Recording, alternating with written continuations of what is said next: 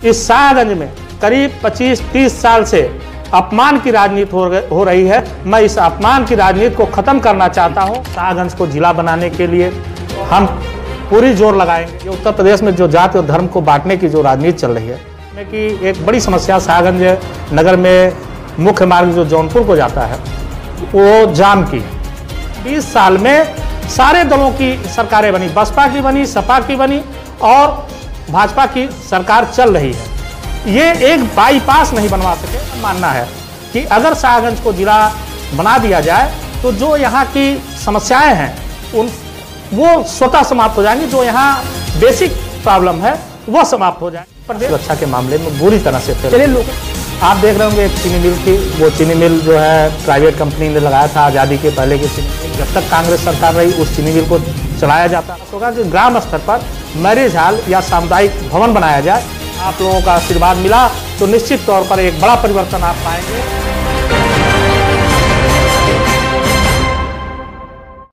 नमस्कार, मैं हूं विवेक कुमार। हमारी खास रिपोर्ट अब की बार किसका राज। हमारे साथ जो है आपको तारुफ करा दें, कांग्रेस के नेता विक्रम सिंह जी हैं। आज हम उनके हर सवालों से जो है जवाब लेंगे। जनता के बीच जो है क्या मुद्दा लेके विक्रम सिंह जा रहे हैं। सबसे पहले नारा रिटर्न न्यूज़ पे आपको स्वागत है विक्रम जी। बहुत बहुत धन्यवाद। विक्रम जी, चुनाव की संकनात हो चुका है, ऐसे में क्या मुद्दा लेकर जनता के बीच जाएंगे आप? निश्चित तौर पर आप देख रहे होंगे कि हमारी पार्टी की राष्ट्रीय महासचिव जो कि उत्तर प्रदेश की प्रभारी भी है, उन्होंने इस बार एक नया नारा दिया है और उन्होंने कहा है कि लड़की हूँ लड़ सकती हूँ। युवा रोजगार के बारे में उन्होंने कहा है। ऐसे जो तमाम मुद्दे हैं जिन पर जो आज के सत्ताधारी दल हैं और जो उत्तर प्रदेश में 30-35 साल से राजनीति में सत्ता में आ रहे हैं जा रहे हैं, समाजवादी पार्टी, बहुजन समाज पार्टी, जो इन मुद्दों पे बात नहीं करना चाहते थे, रोजी रोजगार के बारे में, लड़कियों की सुरक्षा के बारे में, इस मुद्दे को लेकर हम जा रहे हैं। हमारा जो मुख्य मुद्दा है वो हम जनता को यह बताना चाह रहे हैं, हम जनता को यह समझाना चाह रहे हैं कि जो आपके लिए संघर्ष करना है वह संघर्ष इस प्रदेश में नहीं हो रहा है। जो बेरोजगारों को रोज़गार मिलना चाहिए था वो रोज़गार नहीं मिल रहा है। जो महिलाओं को सुरक्षा मिलना चाहिए था वो सुरक्षा नहीं मिल पा रहा है। जो मूलभूत सुविधाएं हैं वह नहीं मिल रहा है। कहीं ना कहीं जात के नाम पे, धर्म के नाम पर समाज को बांट कर राजनीति करने का ये करीब 30-35 साल का जो पीछे का समय आप देखेंगे, ये उत्तर प्रदेश में जो जाति और धर्म को बांटने की जो राजनीति चल रही है उसको ख़त्म करने का, प्रेम का, भाईचारे का, एक दूसरे के प्रति सौहार्द का, हम इन बातों को लेकर लोगों के बीच में जा रहे हैं और बड़ा अपार जन समर्थन मिल रहा है। आप देख रहे होंगे कि जहाँ पर भी कांग्रेस के हमारे प्रचारक पहुँच रहे हैं, हमारे स्टार प्रचारक पहुँच रहे हैं या हमारे जो प्रत्याशी पहुँच रहे हैं, बहुत अपार जन समर्थन। विक्रम सिंह जी, शाहगंज विधानसभा जनता की क्या मूड है, क्या लग रहा है आपको? देखिए, शाहगंज जहाँ तक आप देखेंगे कि शाहगंज की अगर बात करें तो शाहगंज में 2-3 बहुत ही प्रमुख समस्याएं रही हैं, जिसमें कि एक बड़ी समस्या शाहगंज नगर में मुख्य मार्ग जो जौनपुर को जाता है वो जाम की है। और करीब 2 साल पहले जाम को ख़त्म करने के नाम पर सड़क को तोड़ा गया। सड़क के मतलब जो अगल बगल के मकान थे उनको तोड़े गए और कहा गया कि इससे जो है सड़क चौड़ी हो जाएगी और लोगों को समस्याओं का समाधान हो जाएगा। लोगों के मकान तो तोड़े गए, लेकिन जो सरकार को करना था, जो विभागों को करना था कि जो खंभे अतिक्रमण के रूप में सड़क पे थे या जो नाली या और जो इस तरह की जो व्यवस्था जो विभागों को करना था वो नहीं हुआ। और सबसे बड़ी आप एक मतलब विडंबना देखिए कि आज से करीब 20 साल पहले यही शाहगंज के रामलीला मैदान में जो इस समय देश के रक्षा मंत्री हैं और तत्कालीन मतलब उस समय वो इस प्रदेश के सूबे के मुख्यमंत्री थे माननीय राजनाथ सिंह जी, उन्होंने इसी तरह से विधानसभा के चुनाव के पहले एक चुनावी जनसभा में उन्होंने घोषणा किया था कि शाहगंज में बाईपास बनाया जाएगा। विक्रम सिंह जी, 20 साल बीत चुका है। 20 साल का समय बीत चुका है। 20 साल में सारे दलों की सरकारें बनी, बसपा की बनी, सपा की बनी और भाजपा की सरकार चल रही है।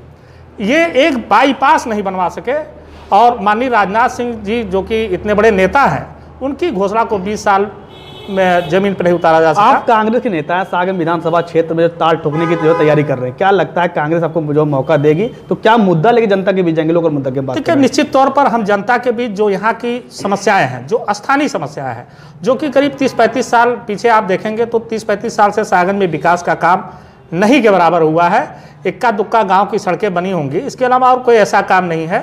शाहगंज को जिला बनाने की मांग करीब 30-35 साल पुरानी है। अम्बेडकर नगर जिला बन गया, मऊ जिला बन गया, इसके साथ ही प्रदेश भर में तमाम जिले बने, संत कबीर नगर बने और ऐसे तमाम जिले बनाए गए, लेकिन शाहगंज को 30-35 साल इस पुरानी मांग को पूरा नहीं किया गया। मेरा यह मानना है कि अगर शाहगंज को जिला बना दिया जाए तो जो यहाँ की समस्याएं हैं वो स्वतः समाप्त हो जाएंगी। जो यहाँ बेसिक प्रॉब्लम है वो समाप्त हो जाएगा। बीजेपी कहती है हमने जो है सबका साथ, सबका विकास, सबका सम्मान किया, सबका विश्वास हमारे पास है।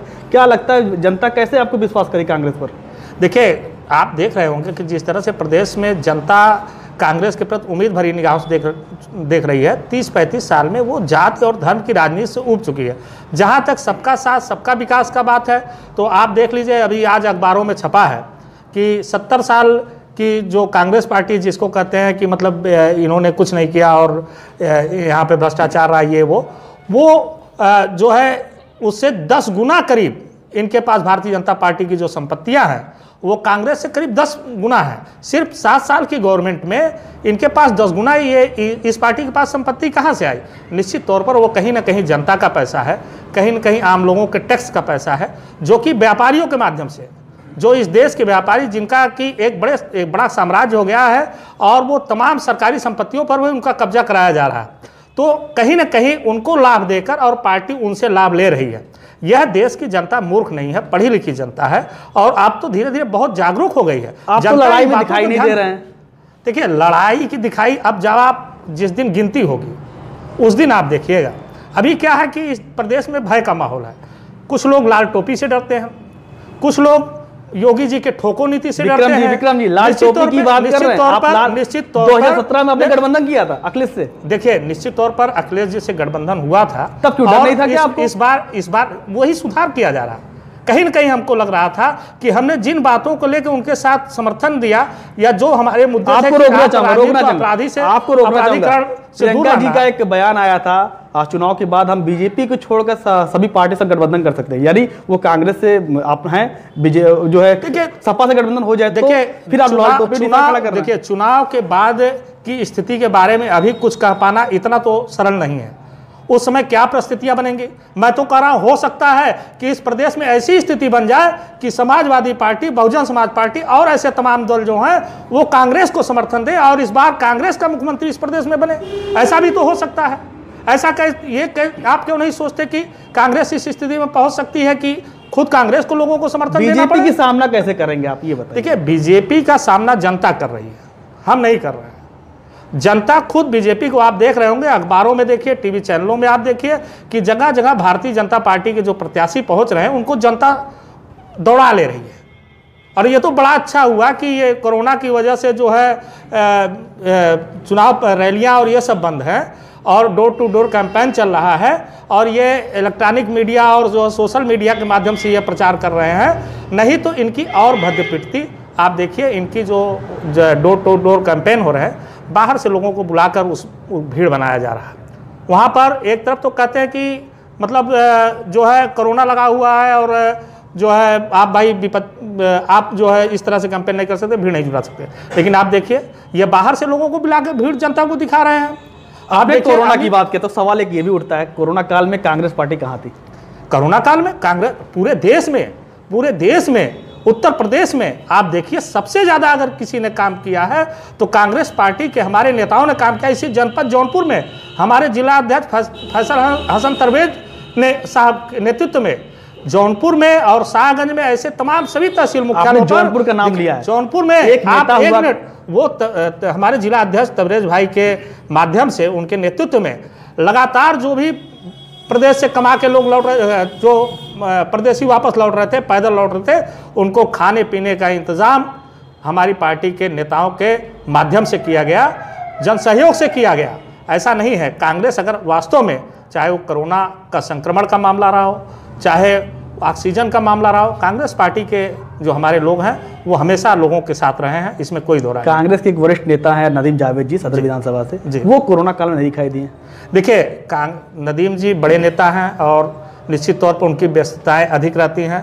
आप जिस समय की बात करें, जिस समय कोरोना काल का संक्रमण चल रहा था, उस समय पश्चिम बंगाल में चुनाव चल रहा था, तो निश्चित तौर पर कहीं ना कहीं राजनीतिक व्यस्तताओं की वजह से हो सकता है कि उनकी वह उपस्थिति न हो, लेकिन वो कार्यकर्ताओं के माध्यम से, हम लोगों के माध्यम से वह समाज में काम कर रहे थे, उनकी टीम काम कर रही थी और ज़्यादा से ज़्यादा लोगों को कोरोना काल के दौरान सहायता देने का काम हमारी पार्टी के तमाम नेताओं ने किया, इसमें कोई दो राय नहीं। बीजेपी चुनाव आते ही धर्म की बात करती, क्या लगता है? दरअसल उनकी पूरी राजनीति राम ही भरोसे है। अब तो वो प्रदेश को भी राम भरोसे छोड़ दे रहा है। उनका तो सारा मामला राम तक है। अब वो कृष्ण की बात कर रहे हैं, फिर शंकर जी की बात करेंगे। वो भगवान भरोसे की पार्टी है, भगवान के भरोसे चल रही है। अब देखिए भगवान उनको कितने दिन चलाते हैं, ये तो आने वाला समय बताएगा 2022 में। हमको तो लगता है कि राम जी इस बार उनको छोड़ देंगे। नहीं, राम मंदिर का निर्माण शुरू हो चुका है, क्या लगता है कुछ फायदा मिलेगा बीजेपी को? देखिए, राम मंदिर का जो मुद्दा है उसमें निश्चित तौर पर मैं सबसे पहले तो जो है ये कहना चाहूँगा कि वो माननीय सुप्रीम कोर्ट के आदेश के बाद बना और उसका सबसे बड़ा जो एक सकारात्मक इस देश का जो पूरे विश्व के पटल पर एक गौरव सर से ऊंचा हुआ, उसमें समाज के सभी वर्गों ने, हिंदू मुसलमान सभी ने सुप्रीम कोर्ट के आर्डर का पूरा सम्मान किया।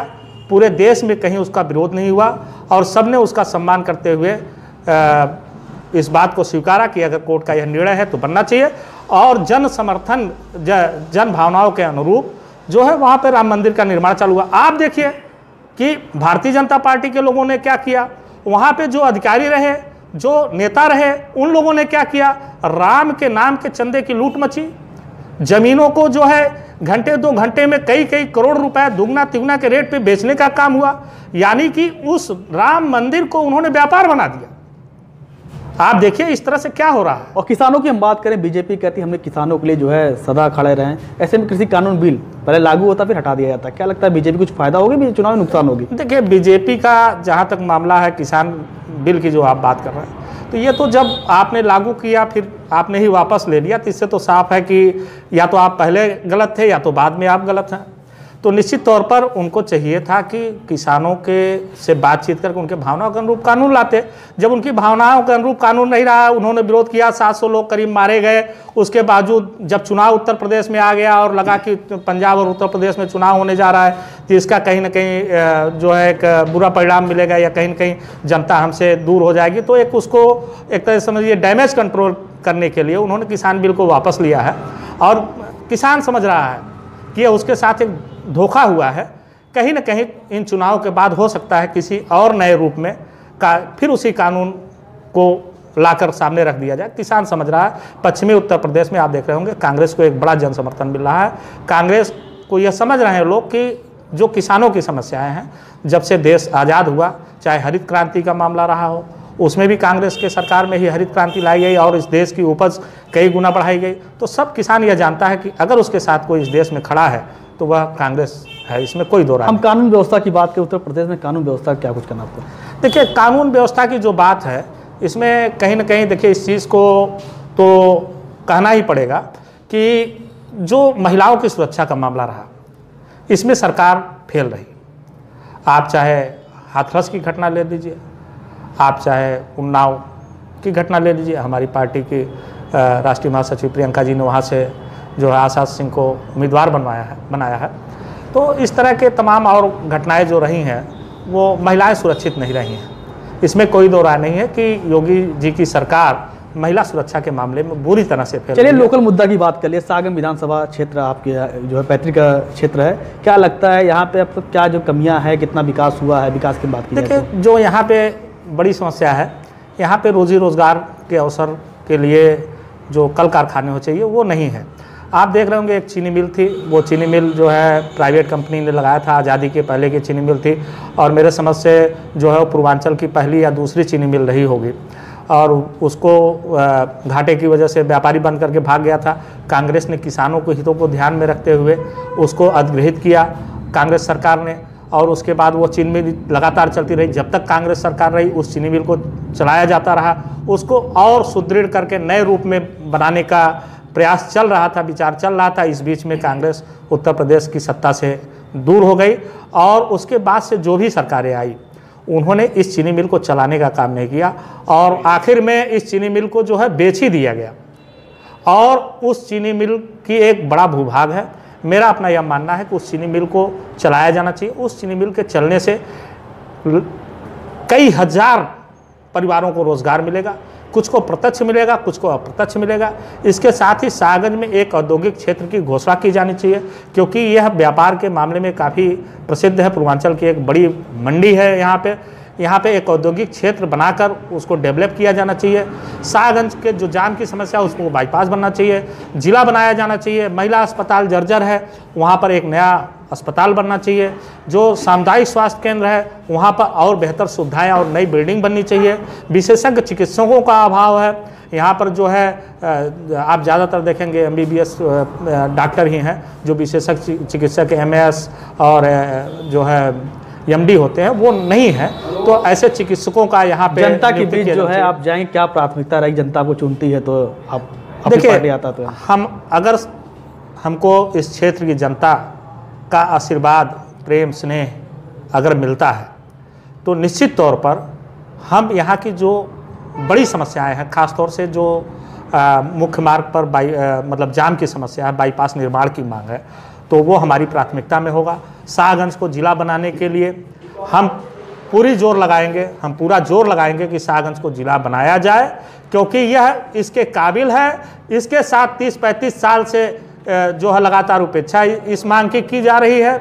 इसके साथ ही जो लोगों के स्वास्थ्य की बात है, जो अस्पताल, महिला अस्पताल आधी आबादी कवर करती है, महिलाओं के स्वास्थ्य का जो मामला है उसमें शाहगंज एकदम समझिए पीछे हो चुका है।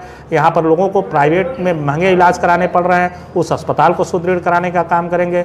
जो सामुदायिक स्वास्थ्य भवन वहाँ विशेषज्ञ चिकित्सकों को लाने का काम किया जाएगा। इसके साथ ही मैं शाहगंज को एक औद्योगिक क्षेत्र भी इस क्षेत्र में, शाहगंज में एक औद्योगिक क्षेत्र भी स्थापित कराने का प्रयास करूँगा कि एक औद्योगिक क्षेत्र बने जिससे कि यहाँ पर तमाम कल कारखाने लगें और उससे हजारों हजार लोगों को रोजी रोजगार का लाभ मिल सके। यह मेरी प्राथमिकताओं में होगा। इसके साथ ही एक केंद्रीय विद्यालय स्थापना की मेरी मांग होगी। इसके साथ ही कई जो ब्लॉक मुख्यालय हैं वहाँ पर जो छोटे छोटे बाज़ार हैं वहाँ पर जो है सामुदायिक शौचालय की हमारी मांग होगी, क्योंकि वो मार्केट बड़े हो चुके हैं। वहाँ पर आने जाने वाले राहगीरों को बड़ी समस्याएं होती हैं। ग्राम स्तर पर मेरी एक और प्रयास होगा कि ग्राम स्तर पर मैरिज हॉल या सामुदायिक भवन बनाया जाए, जहाँ की अब इस तरह के मतलब आयोजन होते हैं शादी विवाह में कि लोगों को बारात रोकने के लिए बड़ी समस्याएं होती है शादी विवाह में। तो ग्राम स्तर पर सामुदायिक भवन और मैरिज हॉल बनवाने का काम करने का मैं चलते 7 मार्च को चुनाव है, जनता से क्या अपील रहेगा आपको?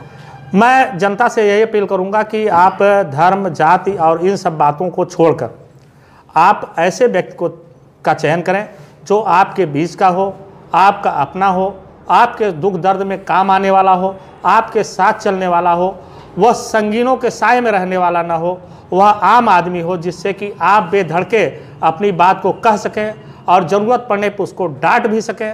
ऐसे आदमी को मौका दें। ऐसे आदमी को कभी मौका मत दें जहां कि आपको अपने बात का रखने का अवसर न हो।